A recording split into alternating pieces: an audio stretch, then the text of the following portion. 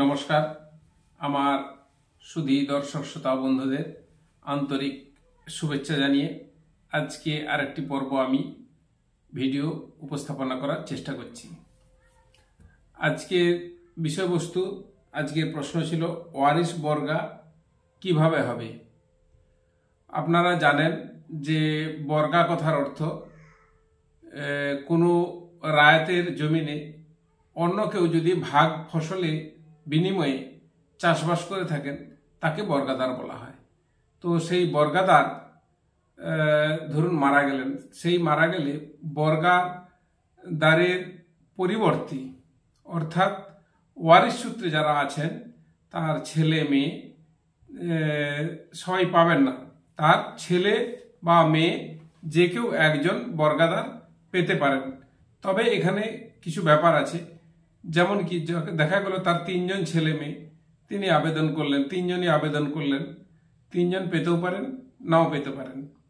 এটা রায়তের উপর ডিপেন্ড করছে। রায়ত যদি বলেন যে না আমি একজনকে বর্গাদার নিয়োগ করব, তখন একজন বর্গাদার নিয়োগ হবেন, বাকি দু ভাই কিন্তু থাকবেন না। কিন্তু সেই দুই ভাই যদি এনওসি না দেন তখন ওয়ারিশ বর্গা কেসটি অমীমাংসিত হিসাবে থেকে যাবে।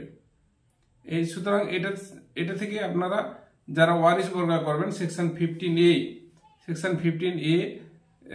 গভর্নমেন্টের আমাদের যে WBLR অ্যাক্ট 1955 থেকেই এ কথাটা বলা যায়। তারপর বাবা যদি মারা যান, বাবা মারা যাওয়ার 1 মাসের মধ্যে আবেদন করতে হবে। 1 মাসের মধ্যে আবেদন করতে হবে। বাবা যদি আগের ফসলের ধান দিয়ে যান তাহলে এই ফসল চলাকালীন যদি বাবা মারা যান তাহলে নতুন ফসল উঠলে সেই ফসল আপনাকে রায়তকে, অর্থাৎ যেটা আমরা সাধারণ ভাষায় মালিক বলি, যদিও মালিক ভাষাটা ঠিক না, রায়ত বলি, তো রায়তকে সেই ভাগ ফসল দিতে হবে। এখন প্রশ্ন হচ্ছে কিছু কিছু ক্ষেত্রে দেখা যায় যে রায়ত ওয়ারিশের কাছ থেকে ভাগ ফসল নিতে চান না। সেসব ক্ষেত্রে কি করবেন? সেসব ক্ষেত্রে কি সমস্যার সমাধান করবেন? সেসব ক্ষেত্রে আপনার জন্য গভর্নমেন্ট আছে, আমাদের নিকটস্থ আরআই অফিস আছে। আরআই অফিস যদি অ্যাক্টিভ না থাকে আপনি বিএলআরওকে দরখাস্ত করবেন যে গত মরশুমে আমার পিতা বা আমার বাবা এই ভাগ ফসল দিয়েছিলেন, সেই রসিদ আমার কাছে আছে, এই ফসল উঠেছে, ইতিপূর্বে বাবা মারা গেছেন, সেই ভাগ ফসল এখন মালিক নিতে রাজি হচ্ছেন না, সুতরাং আপনি ভাগ ফসল অথবা ফসলের হারাহারি মূল্য গ্রহণ করে আমাকে রসিদ প্রদান করুন। তো আপনি বিএলআরওকে আবেদন করবেন। আবেদন করলে বিএলআরও একটা তদন্তের ব্যবস্থা করবেন, মালিক পক্ষকেও ডাকবেন। তাতে মালিক পক্ষ যদি না নিতে রাজি হন বিএলআরও সেই ধান গ্রহণ করবেন, নতুবা ধানের সমপরিমাণ টাকা গ্রহণ করবেন। ওটা ধান যদি ধান গ্রহণ করেন তাহলে ধানটা উনি 1 মাসের মধ্যে সেইটা ওই অকশান করে ধানটা বিক্রয় করবেন। বিক্রয় করে সেই টাকাটা উনি বিএলআরও উনি ওটা ট্রেজারিতে পাঠিয়ে দেবেন। তো সেটা ওটা ওই রায়তের অ্যাকাউন্টেই টাকাটা যাবে। রায়ত যখন মনে করবেন সেই ট্রেজারি থেকে টাকা তুলতে পারবেন। দিলে বিএলআরও রসিদ দেবে। এই রসিদটা হচ্ছে মূল। আপনি যদি ভাগ ফসল না দিয়ে থাকেন, ওয়ারিশ সূত্রে রেকর্ড করাটাও একটা সমস্যার ব্যাপার আছে।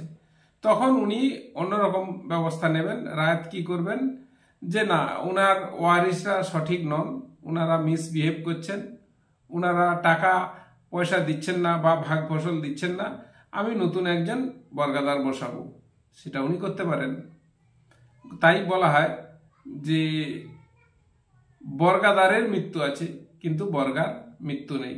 কোনো জমিনে বর্গা হলে বর্গা সাধারণত ডিলিট করা সম্ভব নয়, তবে বর্গা ডিলিটের প্রসঙ্গে আমি আরো ভিডিও করব। তো আশা করি আজকে বর্গা কিভাবে রেকর্ড করা যাবে সেই রেকর্ডটা আপনারা বুঝতে পারলেন। আরেকবার বলে দিই যে বিএলআরওকে আবেদন করবেন, নথি সহ বিএলআরও বিচার্য বিষয় দেখে উনি প্রয়োজনে ডিএলআরওর পারমিশন নিয়ে আপনার জমিতে আপনার ওয়ারিশ বর্গা রেকর্ড করে দেবেন। তবে মালিক যদি চায় একজন পাবেন, যদি মালিক চায় 3 ভাই তো 3 ভাই পাবেন, যদি বলেন 2 ভাই 1 বোন 2 ভাই 1 বোনই পাবেন। সেটা বিএলআরও এবং উভয় পক্ষ বাদী বিবাদী অর্থাৎ বর্গাদারগণ এবং রায়তের যদি অনেক শরিক থেকে থাকেন তাদের আলোচনা সভায় যেটা আসবে সেটাই কিন্তু হবে। তো ফ্রেন্ডস, আজকে এ পর্যন্তই। আপনাদের এই ভিডিও যদি ভালো লেগে থাকে আপনারা আমার ভিডিওটি লাইক করুন, শেয়ার করুন, সাবস্ক্রাইব করুন এবং কমেন্টস করুন। আপনাদের কমেন্টসের অপেক্ষায় আমি বসে থাকি। আপনাদের কমেন্টসের উত্তর দিতে পারলে আমার নিজেকে ভালো লাগে। ধন্যবাদ।